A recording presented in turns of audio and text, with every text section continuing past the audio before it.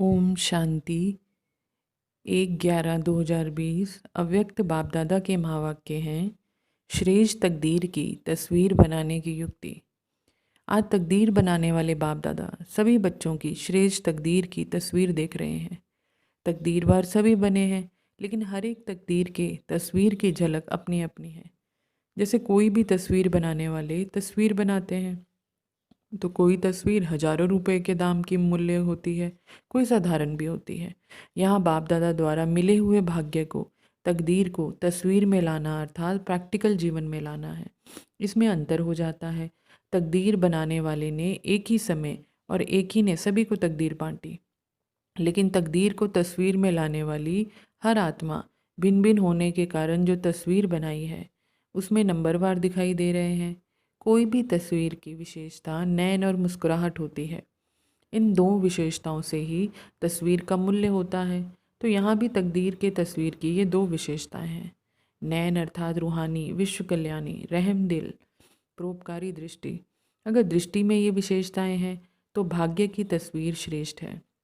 मूल बात है दृष्टि और मुस्कुराहट, चेहरे की चमक।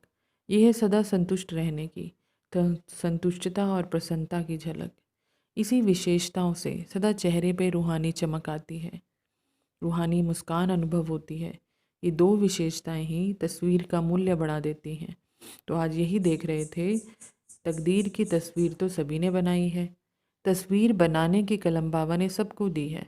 वो कलम है श्रेष्ठ स्मृति, श्रेष्ठ कर्मों का ज्ञान, श्रेष्ठ कर्म और श्रेष्ठ संकल्प अर्थात स्मृति। इस ज्ञान की कलम द्वारा हर आत्मा अपने तकदीर की तस्वीर बना रही है और बना भी ली है। तस्वीर तो बन गई है ना, नैन चैन भी बन गए हैं। और लास्ट टचिंग है संपूर्णता की, बाप समान बनने की। तो बाबा कह रहे हैं स्वयं भी आगे बढ़ो और पीछे वालों को भी आगे बढ़ाओ। इसी को ही कहते हैं परोपकारी। ये परोपकारी बनना, इसकी विशेषता है स्वार्थ भाव से सदा मुक्त रहना। हर परिस्थिति में, हर कार्य में, हर सहयोगी संगठन में जितना निस्वार्थपन होगा उतना ही परोपकारी होंगे। स्वयं सदा भरपूर अनुभव करेगा, सदा प्राप्ति स्वरूप की स्थिति में होगा। तब परोपकारी की लास्ट स्टेज अनुभव कर दूसरों को भी करा सकेंगे। जैसे ब्रह्मा बाप को देखा, लास्ट समय की स्थिति में उपराम और परोपकार ये विशेषता सदा देखी। स्व के प्रति कुछ भी स्वीकार नहीं किया, न महिमा स्वीकार की, न वस्तु स्वीकार की, न रहने का स्थान स्वीकार किया। स्थूल और सूक्ष्म सदा पहले बच्चे, इसको कहते हैं परोपकारी। यही संपन्नता की, संपूर्णता की निशानी है। तो अब मुरलीधर बन के सदा नाचते और नचाते रहना है। बहुत मुरलियाँ सुनी हैं, मुरली से सांप के विष को भी समाप्त कर लेते हैं।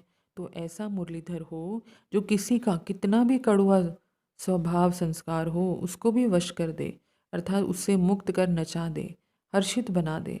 अभी ये रिजल्ट देखेंगे कि कौन कौन ऐसे योग्य मुरलीधर बनते हैं। मुरली से भी प्यार है, मुरलीधर से भी प्यार है, लेकिन प्यार का सबूत है जो मुरलीधर की हर बच्चे प्रति शुभ आशा है वो प्रैक्टिकल में दिखाना। प्यार की निशानी है जो कहा वो करके दिखाना। ऐसे मास्टर मुरलीधर हो ना, बनना ही है। अब नहीं बनेंगे तो कब बनेंगे, करेंगे ये ख्याल नहीं करो, करना ही है। हर एक यही सोचे कि हम नहीं करेंगे तो कौन करेगा, हमको करना ही है, बनना ही है। कल्प की बाजी जितनी ही है, पूरे कल्प की बात है तो फर्स्ट डिवीजन में आना है। ये दृढ़ता धारण करनी है। कोई नई बात कर रहे हो क्या? कितनी बार की हुई बात को सिर्फ लकीर के ऊपर लकीर खींच रहे हो। तो ड्रामा की लकीर खींची हुई है, नई लकीर भी नहीं लगा रहे हो। जो सोचो कि पता नहीं सीधी होगी कि नहीं, कलप कलप की बनी हुई प्रारब्ध को सिर्फ बनाते हो, क्योंकि कर्मों के फल का हिसाब है। बाबा नई बात क्या है, बाकी नई बात क्या है, ये तो बहुत पुरानी हुई पड़ी है। ये है अटल निश्चय, इसको दृढ़ता कहते हैं, इसको तपस्वी मूर्त कहते हैं। हर संकल्प में दृढ़ता माना तपस्या। तो अब सिर्फ एक बात रही है समान और संपूर्णता की। तो सबने बहुत अच्छा पाठ बजाया, ऑलराउंड सब सेवाधारी। चाहे छोटी सी साधारण सेवा है लेकिन वो भी महान है।